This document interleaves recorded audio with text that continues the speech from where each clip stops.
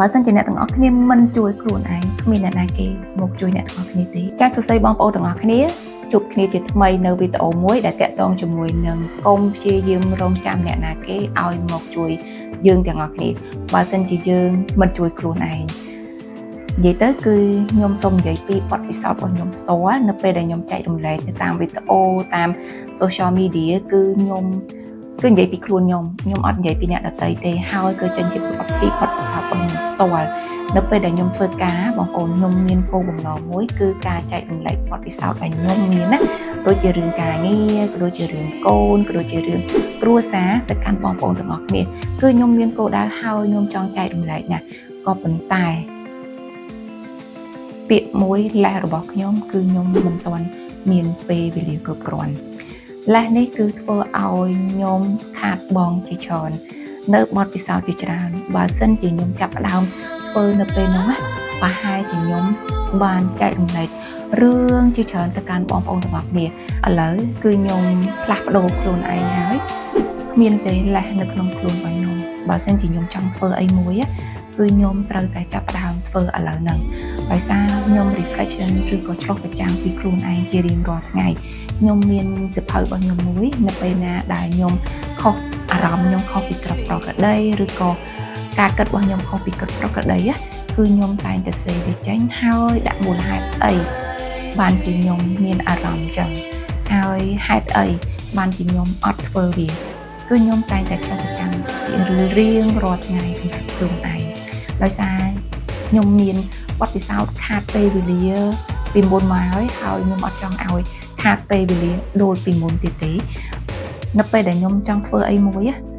គឺខ្ញុំមិនដែលរងចាំអ្នកណាគេមកជួយខ្ញុំទេគឺខ្ញុំត្រូវតែធ្វើខ្លួនឯងធ្វើវាឲ្យបានដូចអ្វីដែលខ្ញុំចង់បានគោលដៅតែមួយគត់គឺខ្ញុំចង់ធ្វើវាឥឡូវហ្នឹងគឺខ្ញុំធ្វើវាបានហើយខ្ញុំក៏លើកទឹកចិត្តអ្នកទាំងអស់គ្នាបើសិនជាអ្នកទាំងអស់គ្នាចង់ធ្វើអីមួយឲ្យបានសម្រេចឬក៏អ្នកទាំងអស់គ្នាចង់ឲ្យខ្លួនឯងមានភាពក្លាហានហ៊ាននិយាយនៅមុខកាមេរ៉ាអ្នកទាំងអស់គ្នាត្រូវតែធ្វើវាភ្លាមធ្វើវាឥឡូវហ្នឹងអ្នកទាំងអស់គ្នាកុំចាំពេលវេលាដែលស័ក្តិសមឬក៏អ្នកទាំងអស់គ្នាពជាពេល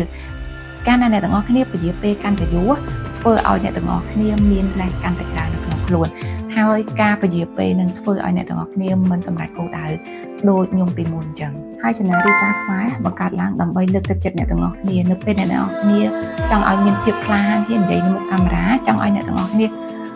ដឹងពីវិធីសាស្ត្រថាអាចចូលមកមើល channel របស់នេះខ្ញុំបានពីព្រោះនេះគឺជាបទពិសោធន៍របស់ខ្ញុំផ្ទាល់ហើយអ្វីដែលខ្ញុំកំពុងតែចែករំលែកនៅមុខកាមេរ៉ានេះគឺជាការរៀនដោយខ្លួនឯងគឺខ្ញុំរៀនតាមរយៈ app ខ្ញុំរៀនតាមរយៈ YouTube គឺខ្ញុំរៀនអត់អស់លុយមួយរៀលទេហើយខ្ញុំអាចធ្វើវាបានដោយសារការតាំងចិត្តហើយការគ្មានលេសនៅក្នុងខ្លួនរបស់ខ្ញុំទើបខ្ញុំអាចធ្វើវាបានអញ្ចឹងខ្ញុំចង់ឲ្យអ្នកទាំងអស់គ្នាទទួលបានជោគជ័យដូចគ្នាបើសិនជាអ្នកទាំងអស់គ្នាចង់ឲ្យមានភាពក្លាហានហ៊ាននិយាយនៅមុខកាមេរ៉ាអ្នកទាំងអស់គ្នាត្រូវតែធ្វើវាឥឡូវហ្នឹងកុំឲ្យមានលេសកាន់តែច្រើននៅក្នុងខ្លួនកុំចាំមានពេលអ្នកទាំងអស់គ្នាមានកាមេរ៉ា fancy កាមេរ៉ាទំនើបឬក៏អ្នកទាំងអស់គ្នាមានភ្លើងមាន studio អ្នកទាំងអស់គ្នាអាចធ្វើពេលណាក៏បានដែរពីព្រោះនៅក្នុងទូរស័ព្ទគឺមានកាមេរ៉ាទំនើបក្នុងទូរស័ព្ទគឺស្រួលណាស់បងប្អូនឥឡូវហ្នឹងគឺខ្ញុំ record វីដេអូរបស់ខ្ញុំតាមទូរស័ព្ទដៃដូចគ្នាហើយខ្ញុំគ្មានកាមេរ៉ារាប់ពាន់ដុល្លារដូចគេទេគឺតាមទូរស័ព្ទដៃហើយទូរស័ព្ទដៃគឺស្រួលណាស់បងប្អូនយើងធ្វើយើងកាត់យើង edit វាយើងថតវានៅលើ YouTube តាមរយៈទូរស័ព្ទ one device តែមួយគត់អត់ចាំបាច់រញ៉េច្រើនខ្ញុំគឺធ្វើតាមទូរស័ព្ទអញ្ចឹងខ្ញុំលើកទឹកចិត្តអ្នកទាំងអស់គ្នាមានទូរស័ព្ទហើយប្រើឲ្យអស់ធនធានអញ្ចឹងត្រឡប់មកវិញអ្នកទាំងអស់គ្នាត្រូវតែជួយខ្លួនឯងកុំរងចាំអ្នកណាម្នាក់មកជួយអ្នកទាំងអស់គ្នាគេរវល់ណាស់គេគ្មានពេលមកជួយអ្នកទាំងអស់គ្នាទេ